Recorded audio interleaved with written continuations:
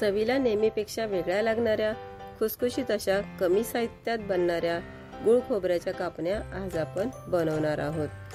त्यासाठी मी इथे ओला नारळ फोडून घेतला आहे। नारळ किसणीच्या साहाय्याने किसून घेत आहे। तुम्ही त्याचे सुरीने पातळ काप सुद्धा करू शकता किंवा ठेचून सुद्धा घेऊ शकता।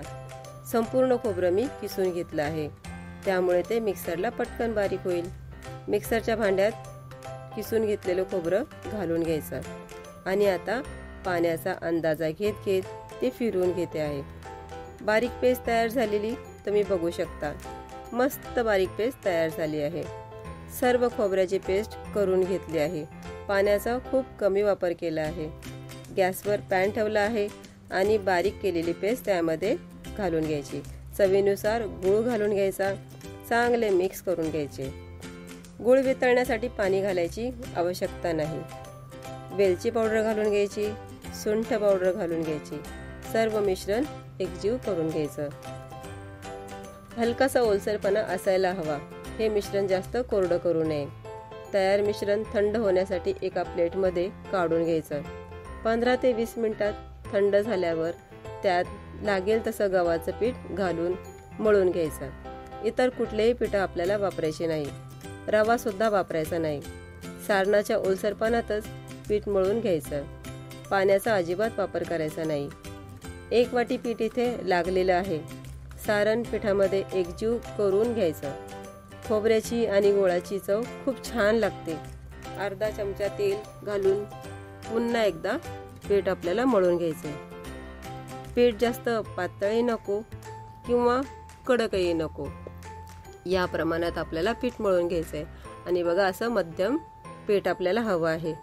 पिठाचा एक गोळा घ्यायचा, तो चांगला हातावर मळून घ्यायचा आणि त्याची आपल्याला पारी तयार करून घ्यायची आहे।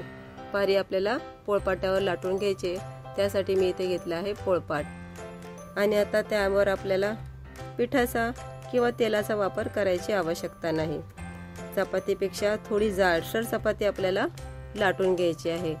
आणि आता त्यावर आपण खसखस घालून घेणार आहोत। खसखशीऐवजी तुम्ही तीळ सुद्धा वापरू शकता। लाटण्याच्या साहाय्याने खसखस दाबून घ्यायची। बाजू पलटी करून त्यावर सुद्धा आपण खसखस लावून घेणार आहोत। तुम्ही इथे काळे तीळ जर वापरले तर कापण्या दिसायलाही छान दिसतात आणि चवीलाही खूप छान लागतात। आता जी खसखस घालून घेतली आहे ती लाटण्याच्या साहाय्याने दाबून घ्यायचा। याला आता कापण्याचा आकार देऊन घेऊया। तुम्ही याच्या पुऱ्या सुद्धा बनवू शकता। 15 दिवस खूप छान टिकतात। मध्यम आकाराच्या तिरक्या कापण्या कापून घेतल्यात। चिटकू नये म्हणून प्लेटमध्ये वेगवेगळ्या काढून ठेवायच्या। मध्यम आचेवर तेल गरम करून घेतले। खूप कडकही नाही किंवा खूप कोमट असं तेल ठेवायचं नाही। एक एक करून कापणी तेलामध्ये सोडायची। कापण्या तेलात सोडत असताना तेल हातावर उडणार नाही याची काळजी घ्यायची। उलटपलट करत सावकाश कापण्या तळून घ्यायच्या आहेत। कापण्यांना हलका गोल्डन कलर आला की काढून घ्यायच्या। मस्त खमंग खुसखुशीत कापण्या नक्की तयार करून पहा। कशा झाल्या ते मला नक्की कमेंट करून सांगा।